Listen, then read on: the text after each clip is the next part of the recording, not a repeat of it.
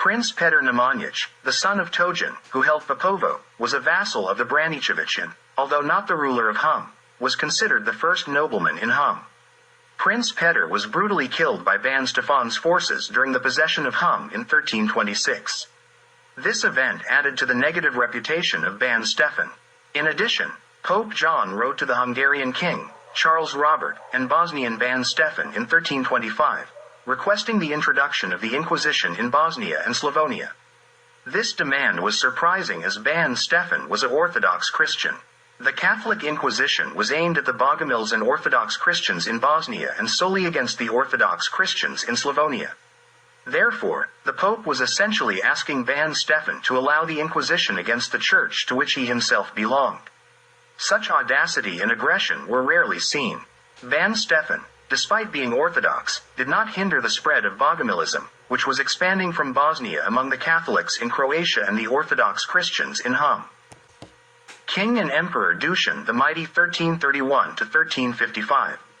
In western Serbia, significant changes occurred during the reign of Dušan the Mighty. Dubrovnik was an autonomous city within Serbia and, under Dušan, received significant privileges in the town of Stan, with the condition that the Orthodox Church and priest remain in Stan.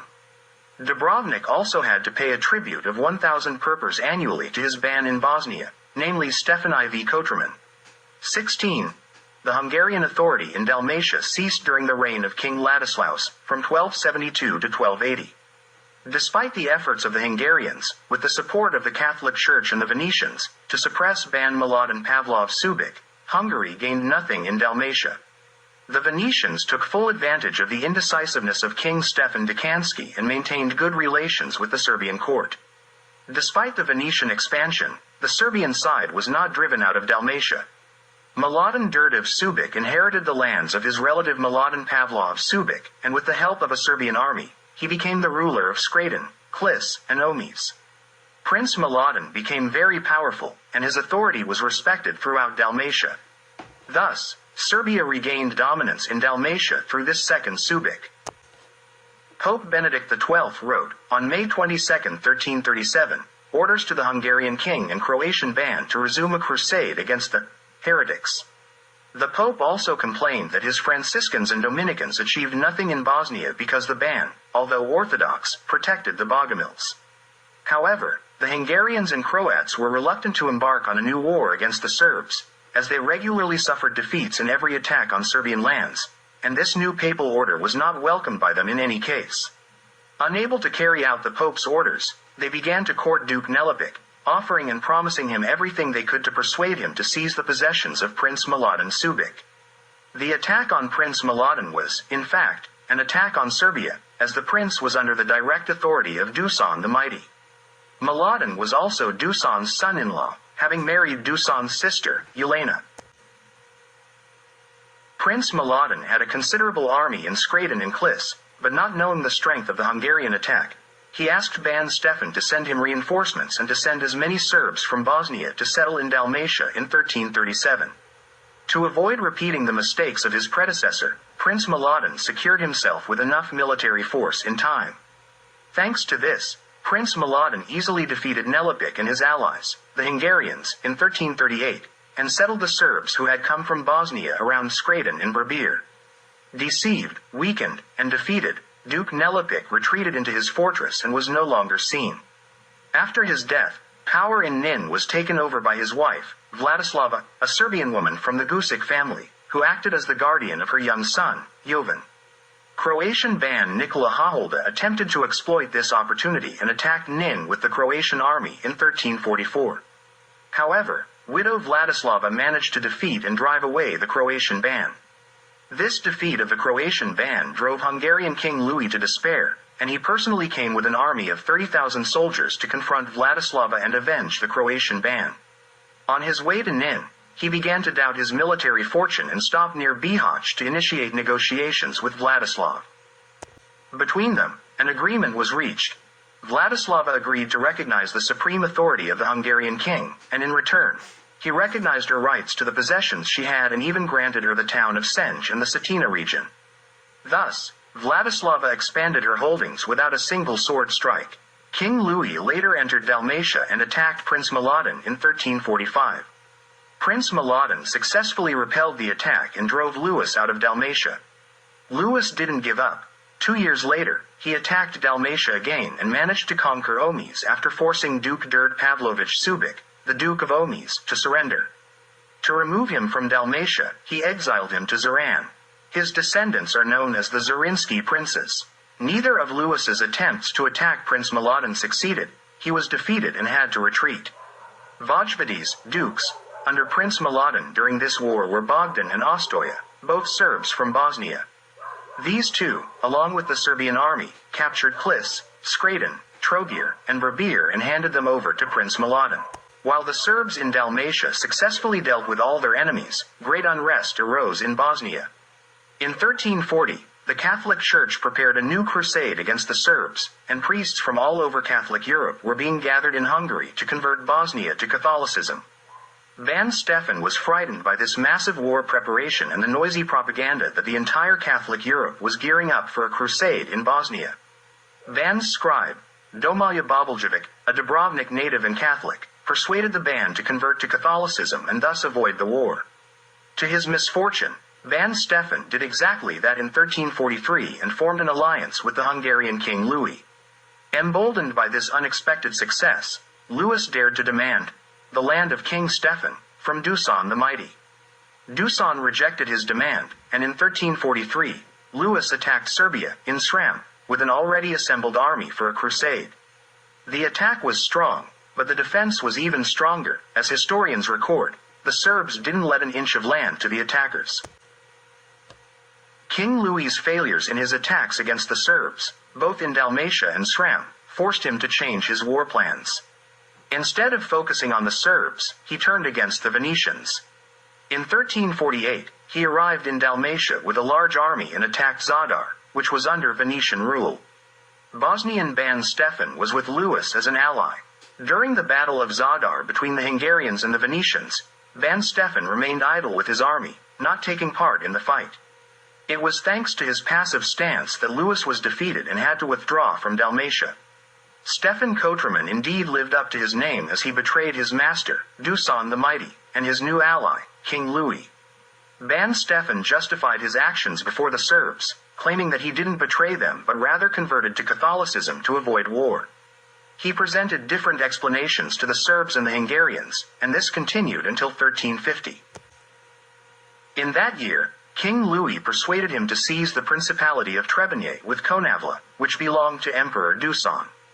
Dusan immediately arrived with a large army, reclaimed Trebinje and Konavla, and took the whole Hum region away from the Bosnian Ban, extending it up to the Cetina River. He then entered Bosnia, but Ban Stefan fled to Hungary. Ban's relatives and nobles appeared before the emperor, declaring their loyalty to him and the Serbian crown in Bosnia. An agreement was made regarding the succession and replacement of Ban Stefan.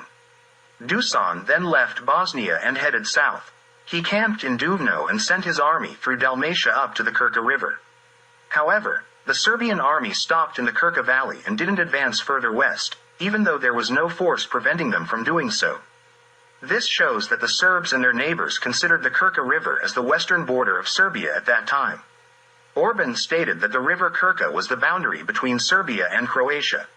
Emperor Dusan personally reached near Trogir, where on January 8, 1351, the citizens of Trogir sent him gifts and representatives to pay their respects.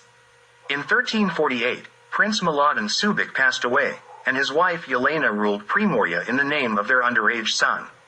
To enhance security in Primorje, Yelena handed over the cities of Skradin and Klis to be guarded by Dusan's army. The commander of the imperial garrison in Skradin was the Voivode Duros Izeta, the ancestor of the Krnojevic family, and in Klis was the strategos Pullman. King Louis of Hungary had devised a plan to seize Bosnia. He decided to marry Jelisaveta, the daughter of Ban Stefan, and then eliminate Stefan. Since Jelisaveta was Stefan's only child, he believed that by declaring her as Ban's heir, he could claim Bosnia based on his wife's inheritance rights. Louis married Jelisaveta on June 20, 1353. Immediately after the wedding, Ban Stefan disappeared, some say on the very day of the wedding, while others claim it happened a few days after. It is not known how he died, only that he was dead before the wedding was concluded. Just when Louis thought that Bosnia was within his reach, the hand of Emperor Dusan intervened. Dusan appointed Tvrtko, the son of Vladislav, who was only 15 years old, as the new Ban of Bosnia. Tvrtko's mother was Jelena, the sister of Prince Miladin Subic. She had been preparing her son for this role based on an agreement with Emperor Dusan in 1350. Today, it is unclear whether the choice of young Tvrtko as Stefan's successor, by Emperor Dusan, was widely known, or if only a small number of nobles involved in the agreement were aware of it. The events suggest that this agreement was kept secret, and only a select few knew about it. King Louis could not bear this defeat and the failure of his plans, so he immediately raised an army and attacked Serbia to avenge Emperor Dusan. However, Dusan decisively defeated him, forcing Louis to retreat in 1353. Afterward, Louis spread rumors about planning revenge against Dusan. In 1355, while Dusan was at war with Byzantium, Louis considered it an opportune moment for revenge. He led a large army into Dalmatia and attacked Klis, which he managed to conquer after a long and difficult battle. He then attacked Skradin but failed to capture it. Emperor Urish 1355–1371. During the war with Byzantium, as Emperor Dusan was preparing to attack Constantinople, which was unprepared for defense and Genoese had already started some negotiations regarding the city's surrender, Dusan suddenly died. According to a statement from a Genoese source, Dusan was poisoned by a Byzantine clergyman. It is known that a significant portion of Byzantines believed that the Byzantine Empire had decayed and was incapable of defense. Many thought it was in the interest of the Romans, Byzantines, to align with the powerful Serbian Empire, which was officially also considered Roman, Byzantine. However, this topic is beyond the scope of this book. Immediately after ascending to the throne, it became evident that Emperor Uroš lacked the abilities of his father and was more suited to be a monk than a ruler. This encouraged King Louis of Hungary to dare declare war on Serbia in 1359. He officially declared war on Emperor of Serbs and Romans, Uroš. The military commanders of Emperor Uroš successfully repelled the Hungarian forces, resulting in yet another defeat for the Hungarian king. However, the combative and aggressive Louis did not back down. He raised his army again and declared war on Ban Tvrtko in 1363, entering Bosnia with his troops. Tvrtko defeated him near the city of Sokol on the river Pliva and drove him out of Bosnia. During Emperor Uroš's reign, Hum was ruled by Prince Vojislav and the region lived in peace. Emperor Uroš died on December 4, 1371, 2 months after the unfortunate Battle of Maritsa, which occurred on September 26, 1371. Since he had no heirs, the Nemanjić dynasty came to an end with his death. During the time of the Nemanjić dynasty, Serbs were regularly referred to by various names. In addition to their ethnic name, Serbs, they were also called Dalmatians, Illyrians, and even Tribali. Ana Komnene regularly referred to King Bodin as the King of Dalmatia. Toma of Split mentioned Bar and Ulsing as being in Upper Dalmatia. A victory against the Serbs of Emperor John II Komnenos, 1118–1143, was celebrated in Byzantium as a victory over the Dalmatians. Byzantine historian John Kinemas referred to the Serbs as the people of Dalmatia. Other Byzantine writers also used such terms. For example, Nikitas Choniates said in 1204 that the Serbs were Dalmatians. King Stephen I crowned referred to his capital, Scatter, as being in Dalmatia. Byzantine historian Leonikos Chakokondyles said that Emperor Dusan wanted to create a European empire of the Illyrian people. No one has ever called Croats Dalmatians. Croats and Croatia were regularly distinguished, both as a people and as a country, from Dalmatia. On Emperor Dusan's Great Seal, there is a two-headed crowned eagle on the left side, a lion with a sword, and on the right side, Saint Jerome stands with a shield, which is also the coat of arms of Bosnia and the old Illyrian flag. It is known that Saint Jerome was a Serb. He identified himself as such, and many writers also called him a Dalmatian. Whenever any of the popes, at least temporarily, tolerated the use of the Serbian language in the Catholic Church in Dalmatia or Croatia, it was regularly explained that it was done because of Saint Jerome of Illyria. The presence of Saint Jerome on Emperor Dusan's seal is entirely understandable and justified because he was the greatest Serbian saint before Saint Sava. Saint Jerome was also one of the Serbian apostles, as he was the first to translate the holy Christian books into the Serbian language.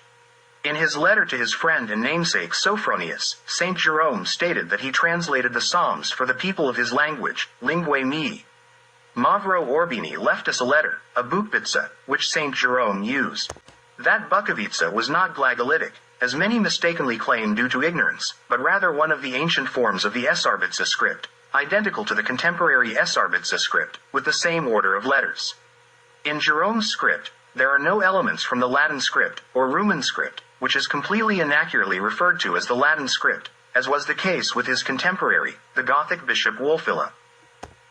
Wulfila's Gothic alphabet is a combination of Esarbica and Rumica. We have written about the origin and development of Serbica in another place, and it was published over 20 years ago, so we won't discuss it here. We will only mention that the first letters of Esarbica can be found in Vinca, Troy, and on the Minoan Crete. Esarbica was the script of Aryan tribes that spread to India, just as it was the script of ancient Macedonia and ancient Illyria.